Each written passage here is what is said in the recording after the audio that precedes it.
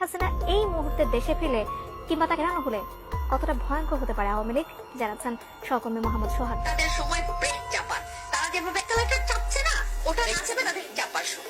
হাত দিয়ে জাতির পিতার ওই ছবি নিয়ে ভেঙেছে, তাদের যা উপযুক্ত করা উচিত সেটা করতে হবে।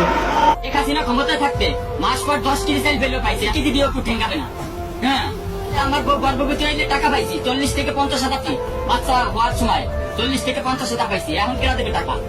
হ্যাঁ, আমার ছেলে স্কুলে ভর্তি হওয়ার সাথে সাথে উপবৃত্তি পাইছি, কে দেবে টাকা? রক্ত দিয়ে আমাদের সম্পর্ক, এবং আওয়ামী লীগের বাইরের কেউ না। আমি আওয়ামী লীগে ছিলাম, আওয়ামী লীগে আছি, আমি আওয়ামী লীগের চিরকাল। এখনই সময় ব্রেক চাপার। রুমিন ফারহানার এমনই বক্তব্য নেট দুনিয়ায় ভাইরাল হয়েছে। ইউনুসের কাউন্টডাউন শুরু হয়ে গিয়েছে। আওয়ামী লীগ সহজে মুছে যাওয়ার দল নয়। আওয়ামী লীগ বীরের বেশে আবারও মাঠে নামবে।